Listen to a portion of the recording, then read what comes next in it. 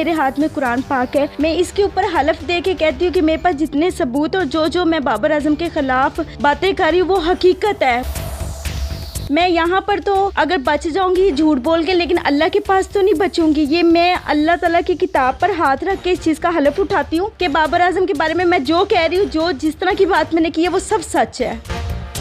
अस्सलाम वालेकुम नाज़रीन, आपका मेज़बान यासिर शामी आपकी खिदमत में हाजिर है और आप देख रहे हैं डेली पाकिस्तान। बाबर आजम साहब की मुबैना गर्लफ्रेंड हामिजा हमारे साथ मौजूद हैं। इन्होंने कुछ ऐसे सवालात जन्म दिए हैं जो कि सोशल मीडिया पर ये कह रहे हैं कि शायद इनके पीछे किसी इंडियन एजेंसी रॉ का हाथ है, या विराट कोहली की तरह बाबर आजम साहब जो है एक बहुत बड़े प्लेयर बनते जा रहे थे। पाकिस्तान में जब भी कोई बड़ा प्लेयर बनता है तो उसकी लेग पुलिंग की जाती है और उसको मंजर से गायब कर दिया जाता है। हकीकत क्या है वो इनकी जुबानी पूछेंगे और इनके पास कुछ प्रूफ्स भी हैं, कुछ CDRs भी हैं जिसमें इनकी गुफ्तगू बाबर आजम साहब के साथ होती रही। CDR के तमाम तर डॉक्यूमेंट्स आप अपनी स्क्रीन पर भी देख सकते हैं, जिसमें बाबर आजम साहब ने 14 मई 2014 से 19 मई 2014 तक बाबर आजम साहब ने 25 कॉल्स हामिजा को की। 2017 में थाना नसीराबाद में इन्होंने एक एप्लीकेशन दी थी जिसमें इन्होंने ये मौकिफ इख्तियार किया था कि बाबर आजम ने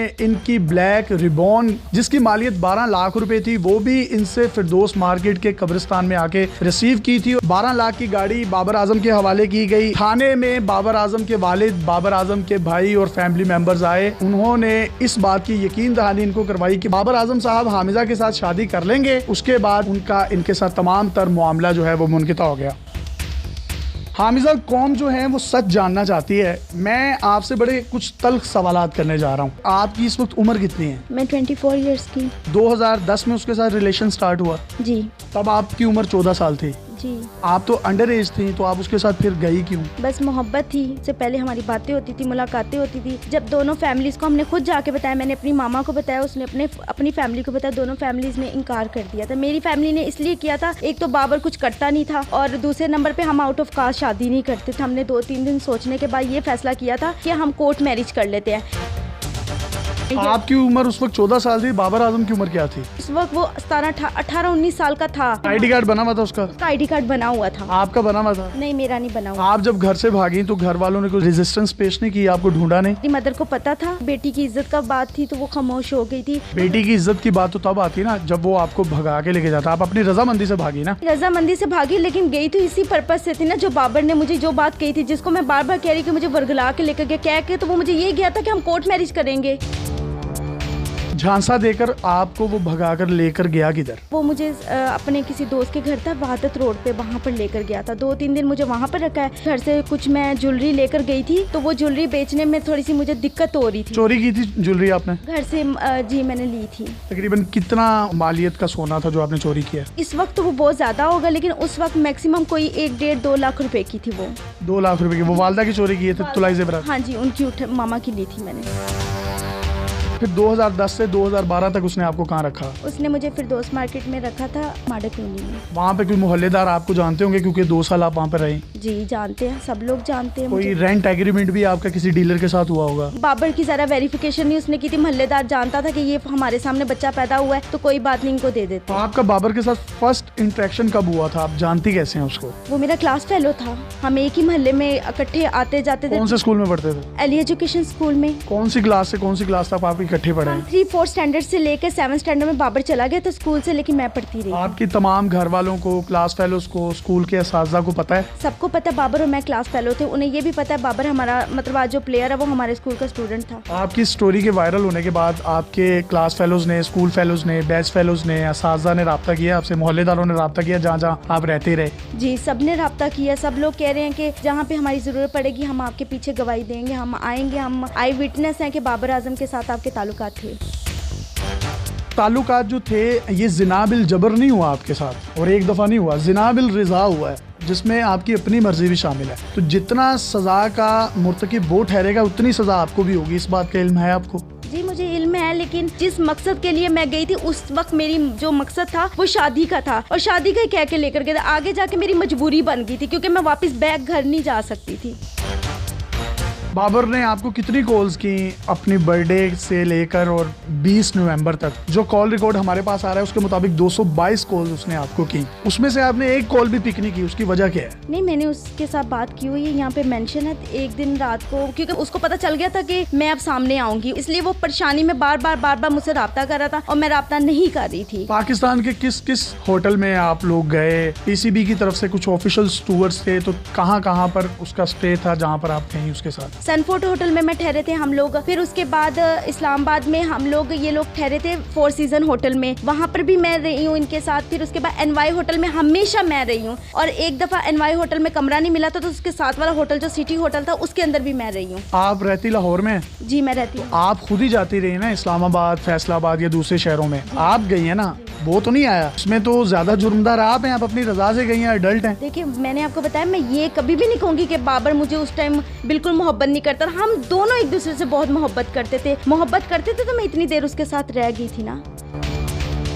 तमाम इल्जामात के बाद जिसमें आप उसका करियर दाव पर लगा रहे हैं, अगर वो शादी के लिए रजामंदी जाहिर करता तो आप कर लेंगी? नहीं, अब नहीं करूँगी। 2-4 दिन पहले तक आपका ये मौकिफ था कि मैं कर लूंगी, क्यों? क्योंकि सर 2-3 दफा जब मैं जैसे पुलिस के पास गई थी उस वक्त इन्होंने शादी का कहा था। इतना साल मैंने सर अपनी जिंदगी के बर्बाद किए हैं, लेकिन अब जो लोगों का पॉइंट ऑफ व्यू और तनकीद का निशाना मैं बन गई हूँ, ये मेरे लिए जिल्लत का मुकाम है। शोहरत आपको मारता भी था वो? बहुत मारता था, कई मरतबा मारा था। वो तो चौके छक्के इतने प्यार से मारता है, तो आपको कैसे मार सकता है? सर मारता था, क्योंकि जब इंसान का किसी के ऊपर बस नहीं चलता, कोई एक शख्स जरूर होता उसके ऊपर वो अपनी पूरा जोर लगाता। वो शख्स उसकी जिंदगी में मैं थी।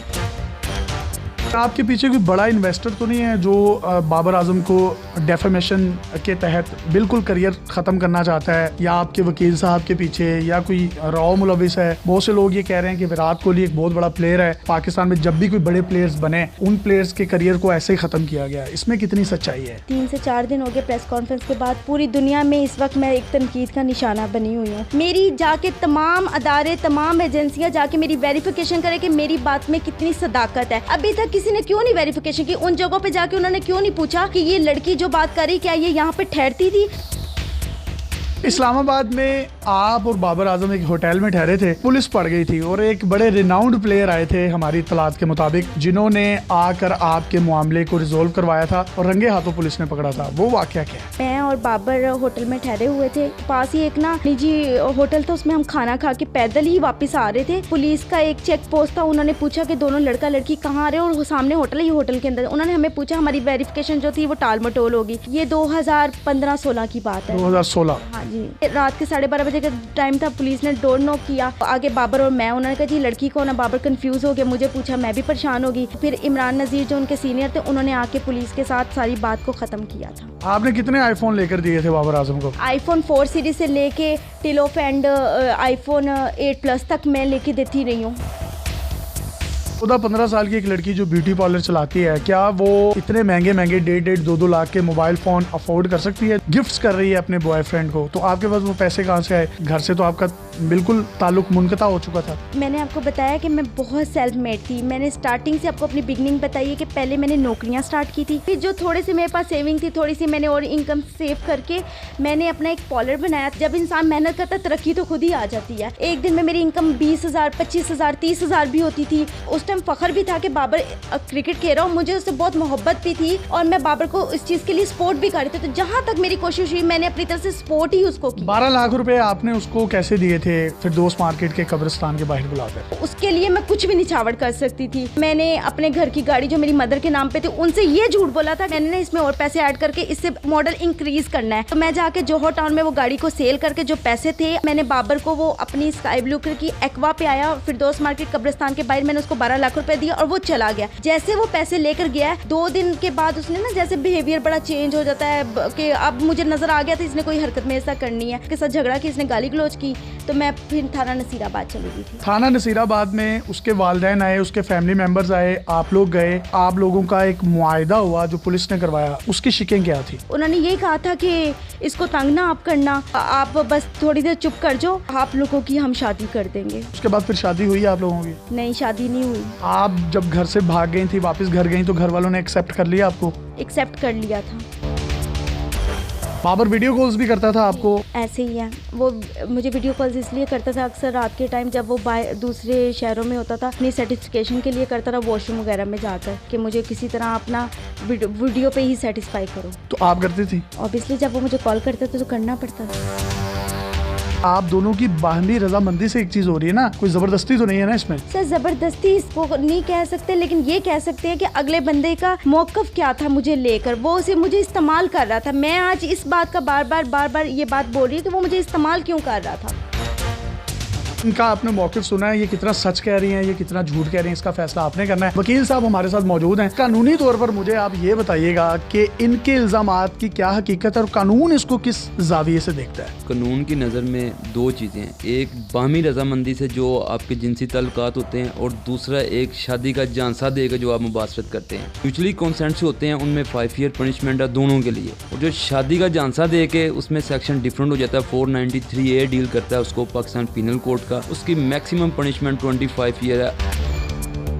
ये तो अंडर एज भी हैं, तो इसमें तो अगर बाबर आजम गिल्टी साबित हो गए तो जनाब वो तो मेरा ख्याल सारी जिंदगी के लिए अंदर हो जाएंगे। फिर 2-3 शिक्स और ऐड होंगी, इस्तकाते हमल की भी ऐड होगी। ईच एंड एवरीथिंग चेक करने के बाद फिर आगे मामला कोर्ट में जाएगा, कोर्ट ट्रायल होएगा। कोर्ट ट्रायल में प्रूव होने के बाद फिर आगे कोर्ट की डिस्क्रिप्शन है, कोर्ट क्या सजा देती है। इनको कितनी सजा हो सकती है? इनको वर्गला के लेके गया, यही तो हमने केस आपको बता रहे हैं। प्रूव करना है कि ये तो उसके जब चली गई घर से, ये उसके रहमो करम पे थी, ये अपनी रजामंदी से कुछ नहीं करना। पीछे कुछ नजर इनको आ रहा था ना, आगे कुछ नजर आ रहा था। इनकी बात के मुताबिक तो फिर 493A डील करता है कि जी इनको शादी का झांसा दे के जी मैं इन फ्यूचर आपसे शादी कर लूंगा। ऐसे केसेस आपके पास आते रहते हैं, आपको इसका नतीजा क्या नजर आता है? इनके ज्यादातर तो इस तरह के केसों में सुलह हो जाती है जी। अगर सुलह हो जाती है आप तो फिर डील कर लेंगे। आपने होंडा रिबोन दिया, मेरा ख्याल आप ऑडी या कोई मर्सिडीज तो लेंगी उनसे? नहीं सर, ऐसा तो कुछ भी नहीं है, मुझे कुछ भी नहीं चाहिए। लाजमी नहीं कि अदालत में इंसान हमेशा कॉम्प्रोमाइज के लिए जाता है, कभी कभी। आप 1 रुपया भी नहीं लेंगी? नहीं, मैं नहीं लूंगी। सुलह हो जाती है, बड़ी अच्छी बात है, होनी चाहिए। आपको डील करेंगी? नहीं,